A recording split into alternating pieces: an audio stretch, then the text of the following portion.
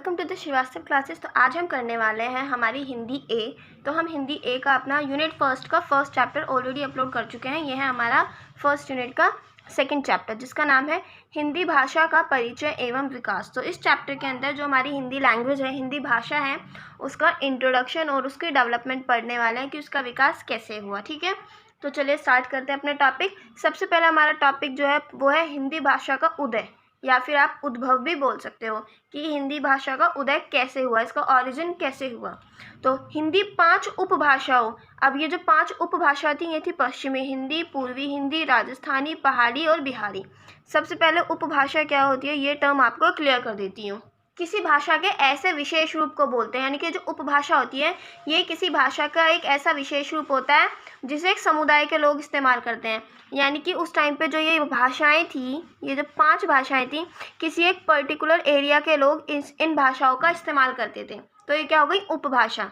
ठीक है ना। देखो, अगर उसका बहुत मतलब बहुत बड़े एरिया के लोग, यानी बहुत बड़े लेवल पर किसी भाषा का इस्तेमाल किया जा रहा है तो वो भाषा हो जाती है। उपभाषा यहाँ पे आ गई, यानी कि एक ऐसी भाषा जिसका इस्तेमाल छोटे लेवल पे किया जा रहा है, किसी पर्टिकुलर समुदाय के लोग उसका इस्तेमाल कर रहे हैं, तो वो हो जाती है उपभाषा। तो हिंदी जो है 5 उपभाषाओं से निकली है, मतलब हिंदी 5 उपभाषाओं का सामूहिक नाम है। जब इनको एक साथ मिला देते हैं तो तब बनता है हिंदी नाम। तो वो 5 उपभाषाएं हैं पश्चिमी हिंदी, पूर्वी हिंदी, राजस्थानी, पहाड़ी और बिहारी। ठीक है ना। हिंदी का उदय 1000 ईस्वी के आसपास शोरसेनी, अर्धमागधी और मागधी अपभ्रंश से हुआ है। हिंदी का जो उदय हुआ है वो 1000 ईस्वी के आसपास हुआ है और उसका उदय कुछ अपभ्रंशों से हुआ है, शोरसेनी, अर्धमागधी और मागधी। अब ये अपभ्रंश क्या होता है, ये टर्म जो है ये क्लियर करती हूँ आपको। आधुनिक भाषा के उदय से पहले, देखो अभी तक जो आज के टाइम पे जो हम बोलते हैं वो आधुनिक भाषा है। ठीक है ना। तो आधुनिक भाषा के उदय से पहले उत्तर भारत में बोलचाल के लिए या फिर साहित्य की रचना करने के लिए जिस भाषा का इस्तेमाल किया जाता था उसको बोलते हैं अपभ्रंश। मैं दोबारा से समझा देती हूँ। आधुनिक भाषा के उदय से पहले, यानी कि आधुनिक भाषा की डेवलपमेंट उसका उदय नहीं हुआ था, उससे पहले उत्तर भारत में जिस हिंदी का इस्तेमाल किया जाता था या फिर जिस भाषा का इस्तेमाल किया जाता था एक दूसरे में बोलचाल के लिए या फिर साहित्य में जिस भाषा का इस्तेमाल किया जाता था उसको बोलते हैं अपभ्रंश। और ये जो मतलब हमारी हिंदी है इसका उदय इन अपभ्रंशों से हुआ है, जिसका नाम है शोरसेनी, अर्धमागधी और मागधी। यानी कि ये वो भाषाएं हैं जो आधुनिक भाषा के उदय से पहले बोली जाती थी। ठीक है ना। और हिंदी का उदय 1000 ईस्वी के आसपास हुआ था। पूर्वी हिंदी के उदय को 1000 ईस्वी से पुराना नहीं माना जा सकता, यानी कि जो हमारी पूर्वी हिंदी है उसका जो उदय हुआ था उसे 1000 ईस्वी से पुराना नहीं माना जा सकता। हिंदी के इतिहास में कुछ लोगों ने हिंदी का जन्म और भी बाद से माना, यानी कि देखो कई बहुत सारे ऐसे साहित्यकार थे, इतिहासकार थे जिन्होंने बोला कि हिंदी का जो उदय हुआ है वो 1000 ईस्वी के आसपास हुआ है। लेकिन कुछ लोग ऐसे थे जिन्होंने इससे भी बाद माना है कि 1000 ईस्वी तो बहुत पहले बता दिया, इसका उदय तो बहुत बाद में हुआ है। कुछ ऐसे साहित्यकार आए थे जिन्होंने हिंदी के इतिहास को और भी बाद में माना, क्योंकि उन्होंने इसके उदय का साहित्यिक भाषा के आधार पर बताया है। तो अब उन्होंने ऐसा क्यों बताया कि जो इसका उदय हुआ है वो और भी बाद में हुआ है, क्योंकि उन्होंने देखा, देखो उस टाइम पे जो ये पता लगाया जाता था कि कौन सी भाषा कब उसका उदय हुआ या फिर कितने साल पुरानी वो भाषा है, तो उसका हिसाब साहित्य भाषा के हिसाब से लगता था। यानी कि जो उस टाइम के जो साहित्य होते थे उनमें किस भाषा का इस्तेमाल हुआ ये देखा जाता था। अगर उन्होंने देखा हिंदी का इस्तेमाल कौन से टाइम के साहित्य से हुआ है, सोचो वो 1000 साल पहले के उन्होंने वो देखे, उन्होंने 1000 ईस्वी वाले साहित्य देखो, उसमें उन्हें हिंदी मिल गई और उससे पहले वाले साहित्य में उन्हें हिंदी नहीं मिली, तो उन्होंने बोल दिया हिंदी का उदय 1000 साल मतलब 1000 ईस्वी में हुआ था। लेकिन ऐसे ही कुछ लोगों का मानना है कि जो हिंदी का जन्म हुआ था वो 1000 ईस्वी में ना होकर इसके बाद हुआ था। और उन्होंने इसका आधार किसको माना था, साहित्यिक भाषा को, कि उन्हें जो साहित्य मिले थे 1000 ईस्वी के बाद जो उन्हें साहित्य मिले थे उसके अंदर हिंदी का इस्तेमाल हुआ था, उससे पहले वाले साहित्यों में नहीं हुआ था। बल्कि देखो यहाँ पे मैंने एक पॉइंट लिखा हुआ है, बल्कि जब भी किसी भाषा का उदय होता है तो उसका इस्तेमाल साहित्य में तब किया जाता है जब उस भाषा में प्रौढ़ता आ जाती है और उसका रूप निखर जाता है और वो बहुस्वीकृत हो जाती है, तब उसका उपयोग साहित्यकार अपनी कला में करता है। यानी कि देखो अब जैसे कि कुछ साहित्यकार थे जिन्होंने बोला कि हिंदी का उदय बाद में हुआ है, तो उन्होंने किस बेस पे बोला, साहित्यिक भाषा के बेस पे बोला। लेकिन अब एक पॉइंट यहाँ पे मैं ये बोलती हूँ कि किसी भी भाषा का जो इस्तेमाल है साहित्यकार तब उसको अपने साहित्य में उसका इस्तेमाल करते थे जब वो जो लैंग्वेज थी वो काफ़ी प्रौढ़ हो जाती थी, यानी कि वो लैंग्वेज काफ़ी मतलब थोड़ी बहुत पुरानी हो जाती थी, उसका रूप निखर जाता था, यानी वो लैंग्वेज क्लियर हो जाती थी, समझाने लायक, उसका रूप निखर जाता था और वो बहुस्वीकृत हो जाती थी, यानी कि लोग उसे स्वीकार कर लेते थे। तो तब जाके किसी भी लैंग्वेज का इस्तेमाल साहित्यकार अपनी कला में करते थे। तो अब हम बोल सकते हैं कि यानी कि जब से साहित्य में उसका इस्तेमाल हुआ है, हिंदी उससे पहले उदय हो चुका था हिंदी का, क्योंकि यार उसको टाइम लगा होगा मैच्योर होने में, अपना रूप निखारने में, और लोगों ने टाइम लगाया होगा हिंदी को एक्सेप्ट करने में। तो यानी कि हिंदी का जो उदय था वो उससे पहले हुआ था, लेकिन उसका जो इस्तेमाल था वो काफ़ी टाइम बाद हुआ, इसीलिए उसके इस्तेमाल के हिसाब से बोला गया है कि हिंदी का उदय 1000 ईस्वी के आसपास हुआ था। तो नेक्स्ट पॉइंट है मैडम, इस तरह अगर हिंदी का साहित्य 1150 ईस्वी में भी मिले हो तो भी उसका उदय जो है हम 1000 ईस्वी को ही माना जाएगा, क्योंकि इसका सबूत तभी से मिला है। यानी कि देखो मैंने अभी आपको बताया था किसी भी लैंग्वेज को तब उसको कोई भी साहित्यकार अपनी कला में उसको तब यूज़ करता है जब वो लैंग्वेज थोड़ी मैच्योर हो जाती है और वो निखर जाती है और उसको लोग स्वीकार कर लेते हैं। तो अगर हमें हिंदी के जो साहित्य है वो 1150 ईस्वी में भी मिलते हैं तो भी हम उसका 1000 ईस्वी को ही उसका उदय मानेंगे, क्योंकि यार इससे पहले मतलब कि उसको टाइम तो लगा होगा ना मैच्योर होने में, तो इसलिए हमने उससे पहले के थोड़े टाइम को माना है कि उसका उदय तब हुआ था, और इसके सबूत भी तभी से मिलने हमें थोड़े बहुत शुरू हो गए थे। देखो ज़्यादा सबूत तो नहीं मिले, मतलब ज़्यादा साहित्यकारों ने हिंदी का इस्तेमाल नहीं किया था, लेकिन फिर भी थोड़े बहुत ने करना शुरू कर दिया था। तो इसलिए हम कह देंगे कि जो हिंदी का उदय है वो 1000 ईस्वी के आसपास हुआ था। ठीक है, अब नेक्स्ट जो हमारा टॉपिक है वो है विकास और इतिहास। अब हम देखेंगे हिंदी का विकास और इतिहास पर देखने वाले हैं। हिंदी भाषा को विकसित होते हुए 1000 वर्ष हो गए हैं। देखो जो हमारी हिंदी भाषा है आज के टाइम पे उसको विकसित होते हुए, डेवलप होते हुए उसको 1000 वर्ष हो गए हैं, 1000 साल हो गए हैं। तो इन 1000 वर्षों के इतिहास और विकास को 3 भागों में बांटा गया है। अब यानी कि जो 1000 वर्षों का पूरा इसकी हिस्ट्री और इसकी डेवलपमेंट है, इसको 3 पार्ट्स के अंदर डिवाइड कर दिया। आदिकाल, मध्यकाल और आधुनिक काल, यानी कि 3 टाइम्स के अंदर इनको डिवाइड कर दिया। अब सबसे पहले हम देखते हैं आदिकाल। तो आदिकाल का जो टाइम है वो 1000 से लेके 1500 ईस्वी तक का आता है, यानी कि इस टाइम के बीच में जो था वो आदिकाल चल रहा था। तो इस काल में हिंदी भाषा जो थी अपने अपभ्रंश से बहुत मेल खाती थी, क्योंकि इसका उदय ही इससे हुआ था। देखो मैंने अभी आपको बताया था हिंदी का जो उदय हुआ था वो अपभ्रंश से हुआ था। और अपभ्रंश क्या होते हैं?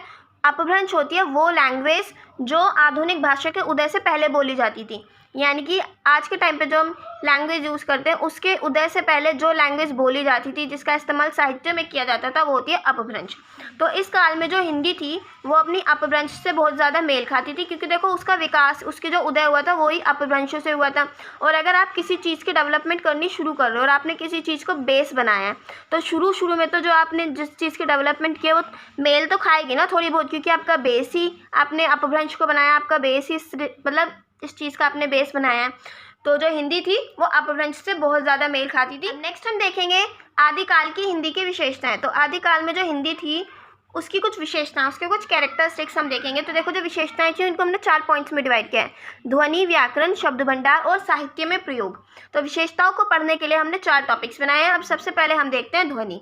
तो इस काल में मुख्यतः उन्हीं ध्वनियों, ध्वनि यानी कि स्वर व्यंजन, जो आज के टाइम पे आप देखते होंगे अ से लेके अनाखाली तक जो होते हैं वो स्वर होते हैं, और मतलब यार मैं कंफ्यूज इनमें, और का से लेके जो ज्ञानी तक होते हैं वो सब व्यंजन होते हैं। तो जो आदिकाल था उसकी हिंदी में मेनली उन्हीं स्वरों का इस्तेमाल किया गया था जो अपभ्रंश में मिलते हैं, यानी कि जिन स्वरों का इस्तेमाल, जिन स्वर और व्यंजनों का इस्तेमाल अपभ्रंश में किया जाता था, उन्हीं स्वर और व्यंजन का इस्तेमाल, उन्हीं ध्वनियों का इस्तेमाल आदिकाल की हिंदी में भी किया जाता था। अब इसके अंदर कुछ डिफ्रेंशिएट बता देती हूँ मैं, यानी कि आदिकाल की हिंदी में और जो अपभ्रंश की हिंदी थी, यानी कि उसके पहले की जो हिंदी थी उसमें क्या क्या डिफरेंसेस थे। तो वो आते हैं, अपभ्रंश में केवल 8 स्वर थे। क्या थे? केवल 8 स्वर थे। वो थे आ ई उ ए ओ ई। तो ये 8 जो थे वो स्वर थे जो अपभ्रंश में थे, और ये स्वर जो थे ये बहुत ही ज़्यादा महत्वपूर्ण स्वर थे उस टाइम पे। लेकिन आदिकाल में जो थे 2 नए स्वर और विकसित हो गए, वो थे ए ओ। तो ये 2 स्वर थे जो आदिकाल में विकसित हो गए। दूसरा पॉइंट है हमारा च छ ज झ। ये जो थे संस्कृत, पाली और अपभ्रंश में ये स्वर व्यंजन थे, यानी कि क्या थे? संस्कृत, पाली और अपभ्रंश, 3 लैंग्वेज थी जिनके अंदर ये स्वर व्यंजन थे। और आदिकाल हिंदी में ये स्पर्श संघर्षी हो गए। देखो स्वर व्यंजन तो आपको पता होंगे, और आदिकाल हिस्ट्री मतलब आदिकाल की जो हिंदी थी इन्हें स्वर व्यंजन ना कहकर स्पर्श संघर्षी कह दिया। स्पर्श संघर्षी क्या होते हैं? यानी कि वो वाले जो होते हैं ना, कि वो वाले स्वर व्यंजन होते हैं जिन्हें बोलते वक्त, देखो अगर आप इन्हें बोलोगे च छ ज झ, तो क्या होगा? आपके मुंह में ऊपर वाला जो तलवा होता है, शायद जिसे आप जबड़ा बोलते हो या फिर दांत बोलो, आपकी जीभ जो होगी उससे टच होगी और उससे टच होने के बाद आपके मुंह से एक हवा मतलब हवा बाहर आएगी। तो जब हम किसी शब्द को बोलते हैं और हमारी जीभ ऊपर वाले दांत से या फिर हमारे जबड़े से टच हो जाए और उसके बाद हवा बाहर आए हमारे मुंह से, उसको बोलते हैं स्पर्श संघर्षी। यानी कि वो जो व्यंजन होते हैं फिर वो स्पर्श संघर्षी व्यंजन हो जाते हैं।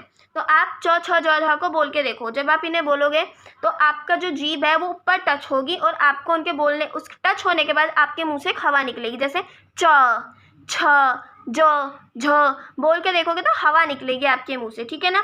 तो अपभ्रंश के टाइम पे ये स्वर व्यंजन थे और आदिकाल में इनको स्पर्श संघर्षी व्यंजन कह दिया और आज तक ये स्पर्श संघर्षी व्यंजन ही हैं। यानी हमारे टाइम पर भी इनको स्पर्श संघर्षी व्यंजन ही कहा जाता है। तो डिफरेंट आपको पता चल गया स्पर्श संघर्षी व्यंजन क्या होते हैं, क्या डिफरेंस होता है इनमें। नेक्स्ट पॉइंट है हमारा न र ल स। संस्कृत, पाली और अपभ्रंश जो भाषा थी इसमें इनको दंत्य ध्वनि बोला जाता था। यानी कि क्या ये दंत्य ध्वनि थी। अब ये दंत्य ध्वनि क्या होती है, यानी कि ऐसे स्वर, ये मतलब ये ऐसे स्वर होते हैं जिनको बोलते वक्त हम अपने जो पीछे वाले दांत होते हैं, यानी ऊपर वाले जो दांत होते हैं, हमारी जीभ उन्हें पीछे से टच करती है। अगर किसी स्वर को बोलते वक्त हमारी जीभ दांतों को पीछे से टच करते हैं, ऊपर वाले दांतों को, तो वो होते हैं दंत्य ध्वनि। देखो यार, आप बोल रहे हो न र ल स, इन्हें बोलते हुए हमारी जीभ जो है पीछे वाले मतलब दांतों को पीछे से टच नहीं करती। अभी आप बोलते हो त थ द म, मतलब त थ द अगर आप बोलते हो तो आप देखोगे जो आपकी जीभ है वो पीछे से टच कर रही है, तो वो हो जाती है दंत्य ध्वनि।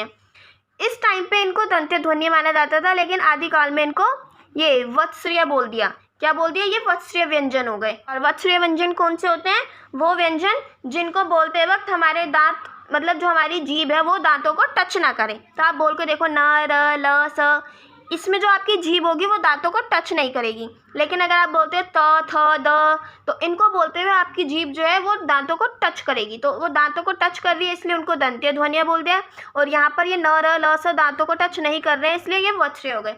यानी कि पहले टाइम पे इनको गलत माना जाता था दंत्य ध्वनियाँ, आदिकाल ने इनको वत्सरीय मांगना शुरू कर दिया। अब देखो क्या होता है, आदिकाल में ड और ढ इनका भी विकास हुआ। ये दो ऐसे व्यंजन थे जिनका नया विकास हुआ था। और न म ल पहले संयुक्त व्यंजन थे, यानी कि जो न ल म हम बोलते हैं आज के टाइम पे वो पहले संयुक्त व्यंजन थे। और संयुक्त व्यंजन क्या होते हैं, जो दो स्वर या फिर दो व्यंजन के जुड़ के मतलब उनके जुड़ने से बनते हैं। देखो इसमें ना और हा जुड़ गया, इसमें माँ और हा, इसमें ला और हा, तो ये जुड़े हुए हैं, ठीक है ना। तो ये होगा संयुक्त व्यंजन।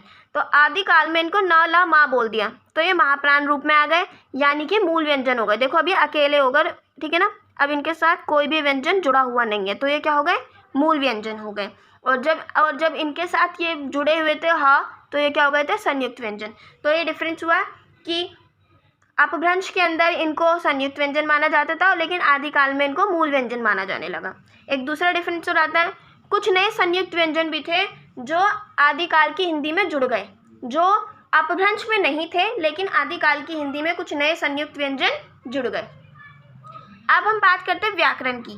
मैंने आपको बताया था कि हम आदिकाल की हिंदी की जो मतलब विशेषताएं पढ़ेंगे उनको 4 कैटेगरीज के अंदर डिवाइड करेंगे: ध्वनि, व्याकरण, शब्द भंडार और साहित्य में प्रयोग। ध्वनि हमने देख लिया, अब हम देखेंगे व्याकरण। तो उस टाइम की जो हिंदी थी, अब उसके व्याकरण की कुछ विशेषताएं पढ़ते हैं। तो देखो 1500 ईस्वी के आते आते हिंदी जो थी वो अपने पैरों पर खड़ी हो गई थी, यानी कि हिंदी की जो व्याकरण थी अब वो थोड़ी थोड़ी अलग होने लग गई थी, वो अपने पैरों पर खड़ी होने लग गई थी। अब उसे अपभ्रंश के व्याकरण की ज़रूरत नहीं थी और अपभ्रंश में कई तरह से अलग हो गई थी अपभ्रंश से। तो हमारा ये पॉइंट बोलता है कि 1500 ईस्वी के आते आते हिंदी अपने पैरों पर खड़ी हो गई थी, वो अपभ्रंश से काफ़ी हद तक अलग हो गई थी। नेक्स्ट पॉइंट है हमारा, आदिकालीन हिंदी की जो आदिकालीन हिंदी का व्याकरण अपभ्रंश व्याकरण से कई बातों में अलग है। यानी कि ये इनकी जो ग्रामर है, जो आज के मतलब उस टाइम पे जो आदिकालीन हिंदी की ग्रामर थी और उससे पहले की हिंदी या फिर उससे पहले की भाषा की जो व्याकरण थी, वो एक दूसरे से काफ़ी बातों में अलग हैं। जैसे कि अब मैंने बताया किन किन बातों में ये अलग है। तो अपभ्रंश जो है वो वियोगात्मक होते हुए भी एक सीमा तक संयोगात्मक भाषा थी। अब देखो यार, ये मुझे नहीं समझ आया मतलब कि ये वियोगात्मक या फिर संयोगात्मक को मैं आपको कैसे समझाऊं, बट मैं फिर भी कोशिश करती हूँ। देखो वियोगात्मक का मतलब होता है अपने आप में अलग, यानी कि अपभ्रंश अपने आप में एक अलग व्याकरण थी उस टाइम पे, लेकिन फिर भी काफ़ी हद तक वो संयोगात्मक थी। लेकिन जो आदिकालीन हिंदी थी यानी कि आदिकाल टाइम की जो हिंदी थी वो संयोगात्मक रूप धीरे धीरे उसमें कम होता चला गया और उसकी जगह वो वियोगात्मक रूप लेती चली गई। यानी कि अब वो उसकी जो हिंदी थी वो किसी के साथ मिलकर नहीं, मतलब उस हिंदी में किसी का मिश्रण नहीं था, वो अपने रूप मतलब वो बिल्कुल डिफरेंट होती चली गई थी, सबसे अलग होती चली गई थी, उसने वियोगात्मक रूप लेना शुरू कर दिया था। तो ये पॉइंट आपको क्लियर हुआ। देखो मैंने अभी आपको बताया था आदिकालीन हिंदी की जो व्याकरण थी वो अपभ्रंश के व्याकरण से काफ़ी बातों में अलग थी। तो पहला पॉइंट मैं आपको वही बता रही हूँ कि किस तरीके से अलग थी। तो अपभ्रंश की जो हिंदी थी वो वियोगात्मक होते हुए भी संयोगात्मक थी, यानी कि वो अपने आप में डिफरेंट थी लेकिन फिर भी वो काफ़ी हद तक संयोगात्मक भाषा थी। संयोगात्मक यानी कि उसके अंदर दूसरी भाषाओं का भी मिश्रण था। लेकिन आदिकालीन हिंदी जो थी उसने संयोगात्मक रूप को कम कर दिया उसमें धीरे धीरे, यानी कि उसमें किसी भाषा का मिश्रण नहीं था, वो धीरे धीरे अपने आप में बिल्कुल एक अलग भाषा बन गई, उसने वियोगात्मक रूप ले लिया। नेक्स्ट पॉइंट है हमारा, आदिकालीन व्याकरण में वाक्य रचना शब्द क्रम निश्चित होने लगा था।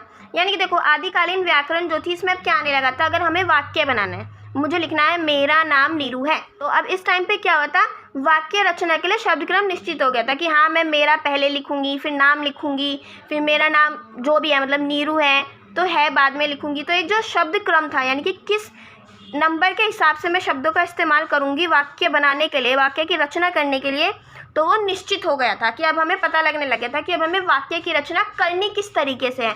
तो वो आदिकालीन व्याकरण में वाक्य रचना के जो शब्द क्रम थी वो निश्चित होने लगा था। तीसरा है अपभ्रंश में नपुंसकलिंग, जो हमारे देखो लिंग जो होते हैं, लिंग आपने सुने होंगे ना हिंदी में, लिंग जो होते हैं वो 3 प्रकार के होते हैं, पुल्लिंग, स्त्रीलिंग और नपुंसकलिंग। देखो नपुंसकलिंग का कहीं इस्तेमाल हम नहीं करते हैं, मतलब करते हैं लेकिन आप इतना ज़्यादा नहीं करते हैं, पुल्लिंग और स्त्रीलिंग का ज़्यादा करते हैं। तो अपभ्रंश में क्या होता था, नपुंसकलिंग जो थी इसका प्रयोग काफ़ी किया जाता था, बल्कि आदिकाल में इसका जो प्रयोग था वो पूरी तरीके से ख़त्म ही हो गया था। यानी कि नपुंसकलिंग जो थी वो सिर्फ आज के टाइम पे हमारे लिए सिर्फ पढ़ने के लिए रह गई है, हम उसका इतना इस्तेमाल नहीं करते हैं, और आदिकाल में तो इसका इस्तेमाल पूरी तरीके से ख़त्म ही हो गया था। अब हम देखते हैं शब्द भंडार। तो देखो शुरू में आदिकालीन हिंदी का जो शब्द भंडार था वो अपभ्रंश जैसा ही था, क्योंकि देखो मैंने आपको बताया था जो आदिकालीन हिंदी थी यानी कि इस टाइम पे जो हिंदी थी उसका उदय ही अपभ्रंश से हुआ था। अब देखो जिस चीज़ से उसका उदय हुआ है वो बिल्कुल उससे थोड़ी बहुत तो मैच खाएगी ना, अब एकदम डिफरेंट तो नहीं बना सकते एकदम से।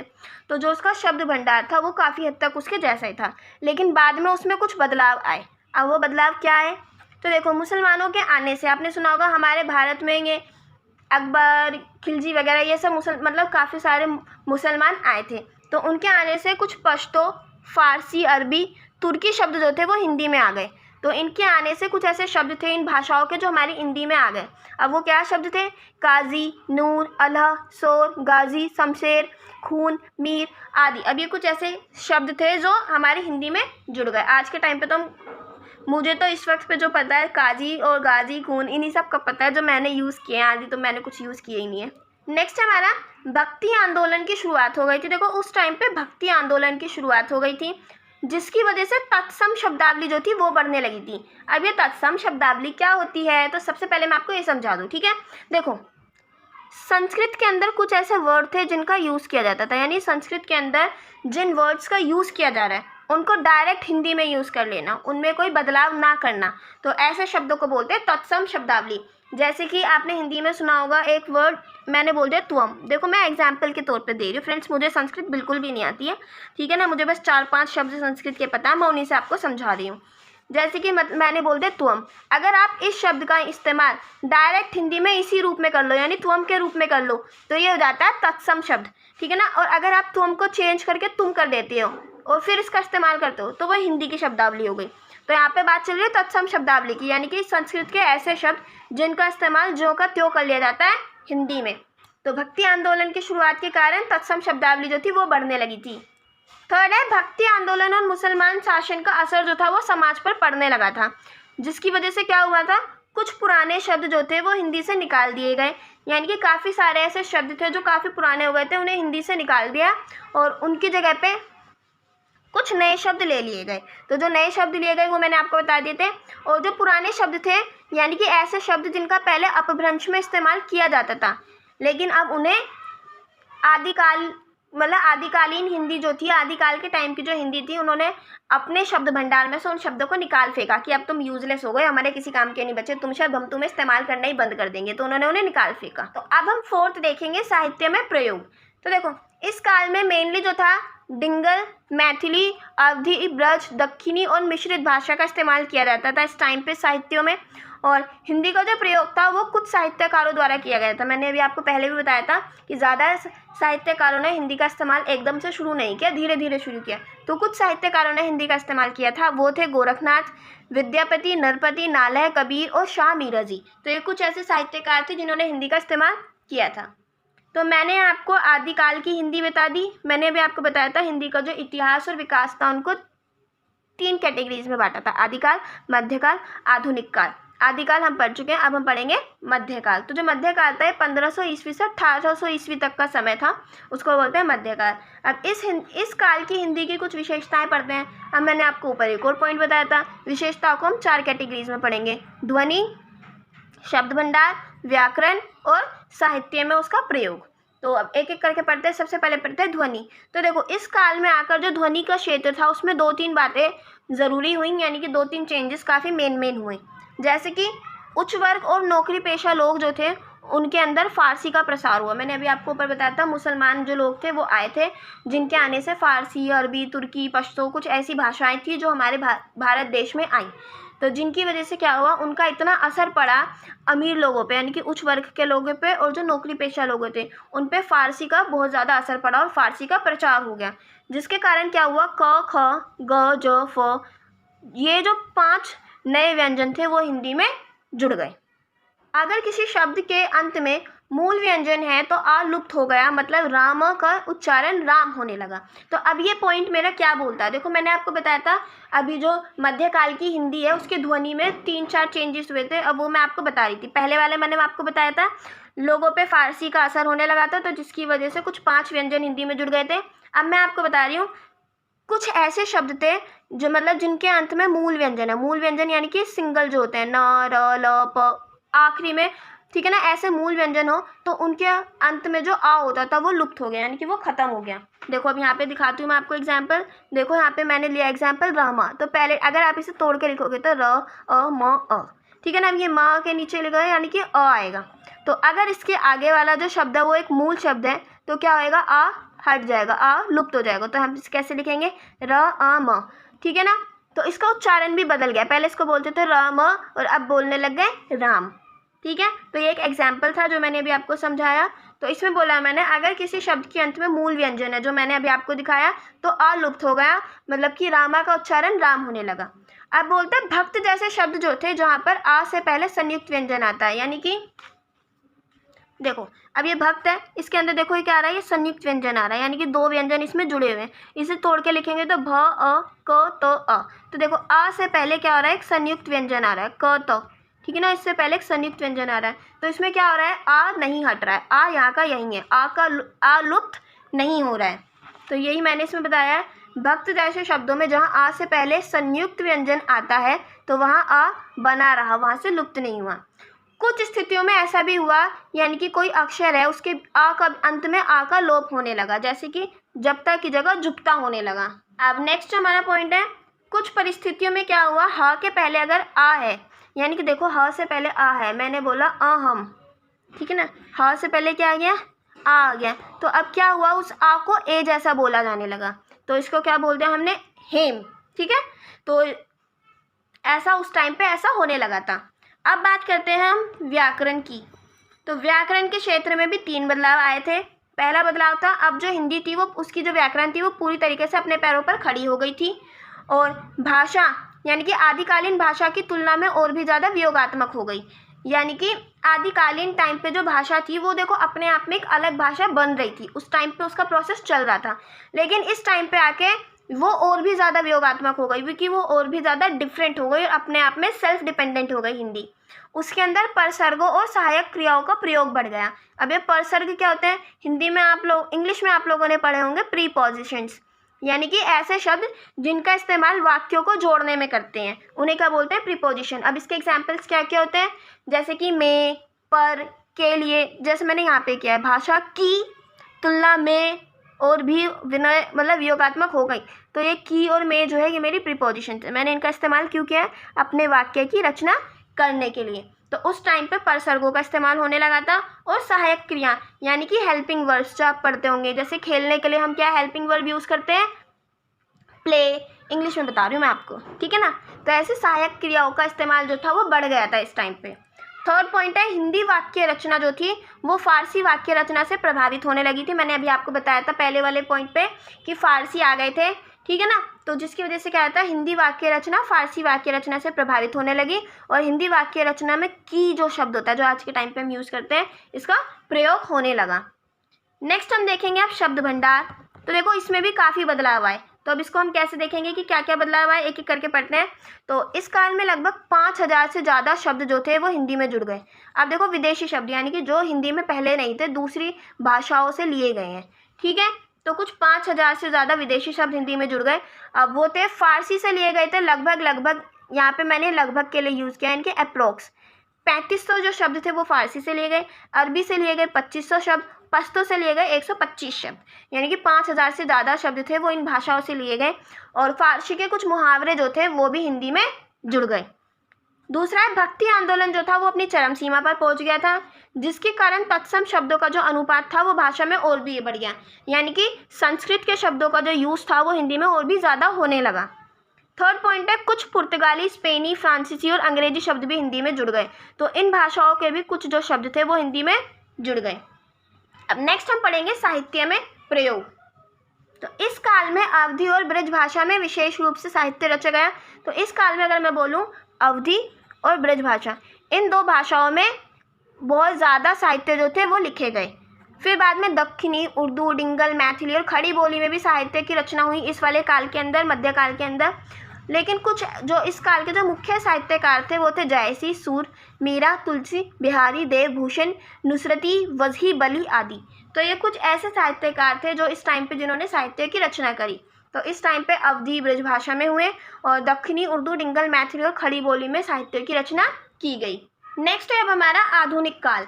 तो जो हमारा आधुनिक काल था वो 1800 ईस्वी से लेकर अब तक चल रहा है, ठीक है।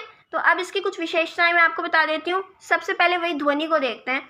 तो इस काल में ध्वनि के क्षेत्र में बहुत सारी ज़रूरी बातें जो थी वो घटी, बहुत सारे चेंजेस हुए इसमें। तो अंग्रेजी शिक्षा के प्रचार के कारण, तो देखो अंग्रेजी शिक्षा का प्रचार होने लगा था, क्यों, क्योंकि अंग्रेज भारत में आ गए थे। तो क्या हुआ था, अंग्रेजी शिक्षा का प्रचार होने लगा और जिसके कारण वो जो ध्वनि थी इसका ये हिंदी में जुड़ गई। जैसे कि कॉलेज, डॉक्टर, ऑफिस, कॉफ़ी, ऐसे शब्दों का इस्तेमाल होने लगा हिंदी में भी। और अंग्रेजी के प्रचार के कारण कुछ नए संयुक्त व्यंजन जैसे कि ड्र, ये हिंदी में जुड़ गए। बहुत सारे मतलब कुछ नए संयुक्त व्यंजन थे, ड्र और भी थे प्र, तो ये हिंदी में जुड़ गए।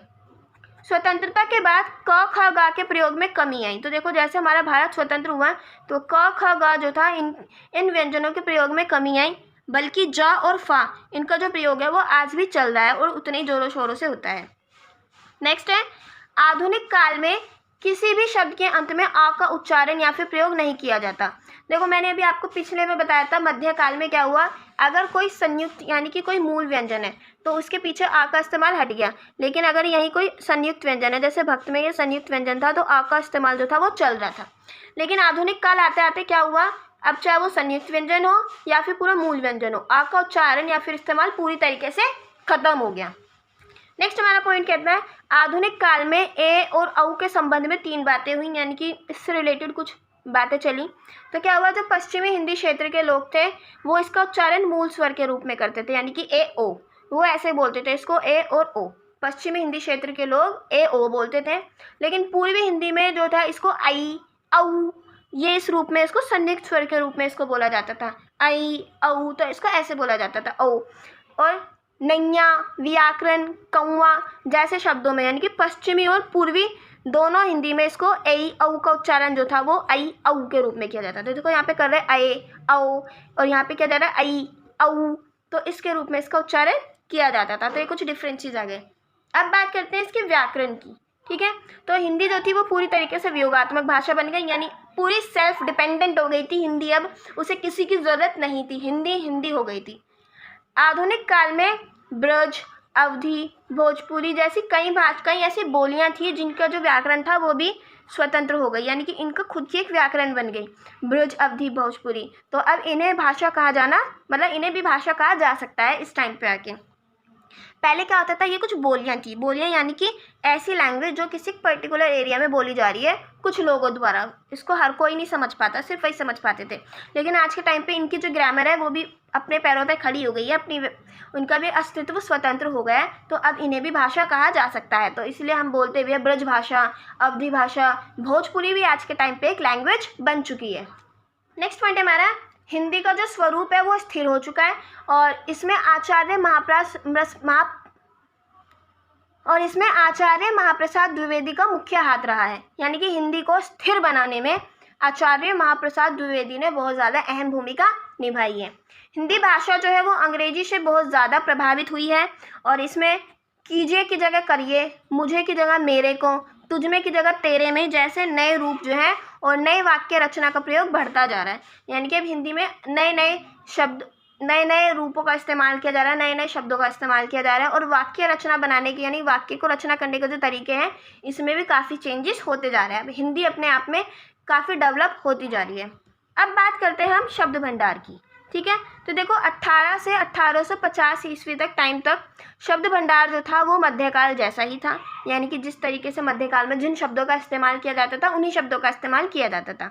लेकिन 1850 से 900 तक अंग्रेजी और तत्सम शब्दों का प्रयोग ज़्यादा हो गया, क्योंकि देखो अंग्रेज आ गए और भक्ति आंदोलन जो था वो अपनी चरम सीमा पर था, जिसकी वजह से तत्सम शब्दों का उपयोग जो था वो भी बढ़ गया।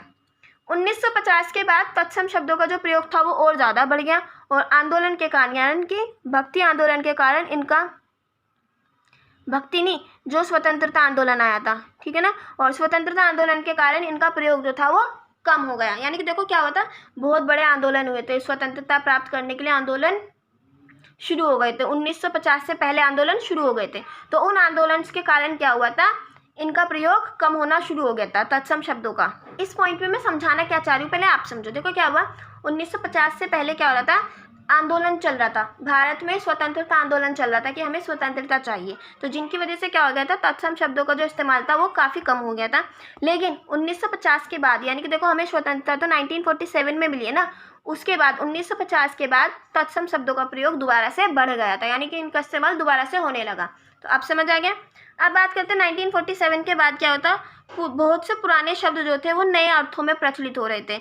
यानी कि बहुत सारे ऐसे पुराने शब्द थे जिनके अब नए नए मीनिंग्स बन रहे थे, नए नए उनके अर्थ बन रहे थे। जैसे कि सदन, ये जो सदन शब्द था ये अब राज्यसभा और लोकसभा के लिए इसका इस्तेमाल किया जाने लगा था। सदन शब्द का इस्तेमाल, ये काफ़ी पुराना शब्द था जिसका मतलब अब लोकसभा और राज्यसभा को दर्शाने के लिए किया जाने लगा। साहित्य में नाटक, उपन्यास, कहानी, कविता की भाषा बोलचाल के काफ़ी निकट आ गई। और क्या हुआ, अब जो साहित्य लिखे जा रहे थे उनके अंदर जो नाटक, उपन्यास, कहानी, कविता, इन सब की जो भाषा थी वो आम लोगों की बोलचाल की भाषा के काफ़ी निकट थी। यानी कि अब जो साहित्यकार जिस भाषा का इस्तेमाल करते थे वो ऐसी भाषा का इस्तेमाल कर देते जो हम लोग समझ सके, जिस भाषा को हम बोलचाल में इस्तेमाल करते हैं। हिंदी जो थी अब विज्ञान, वाणिज्य आदि की भी भाषा बन गई थी। यानी कि विज्ञान में और बिजनेस की जो लैंग्वेज होती है उसमें हिंदी का इस्तेमाल होने लगा था, इसलिए इसे पारिभाषिक शब्दों की भी खूब ज़रूरत पड़ी।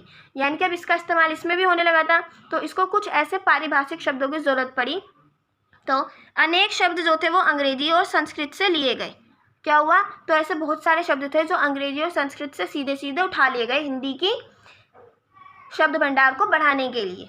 अब दूसरा था फिल्माना और घुसपैठिया शब्द जो थे इनका इस्तेमाल होने लगा था। यानी कि ऐसे कुछ नए शब्द आने लग गए थे अब हिंदी में। अब बात करते हैं हम साहित्य में प्रयोग। तो इसमें आता है आधुनिक काल जो था वो राजनीति का काल है। आप सबको पता है उस टाइम पे मतलब 1947 के बाद क्या हुआ था, राजनीति जो थी वो बहुत ज़्यादा बढ़ गई थी। तो इसलिए भारतीय राजनीति के केंद्र दिल्ली की भाषा यानी कि खड़ी बोली को साहित्य में जगह दी गई। देखो ये राजनीति से रिलेटेड काल था, तो इस टाइम पे राजनीति का जो केंद्र था दिल्ली थी और दिल्ली की भाषा क्या थी, खड़ी बोली। तो अब साहित्य में खड़ी बोली को जगह दी जाने लगी और यही खड़ी बोली जो थी हमारी राजभाषा भी बन गई। तो ये वाला जो चैप्टर था हमारा फर्स्ट चैप्टर, मतलब हमारा सेकंड चैप्टर हमारी फर्स्ट यूनिट का, तो फ्रेंड्स ये कंप्लीट हो चुका है। अगर आपको इससे रिलेटेड कोई भी डाउट है तो आप मुझे कमेंट कर सकते हैं, मैं आपका डाउट क्लियर करूँगी।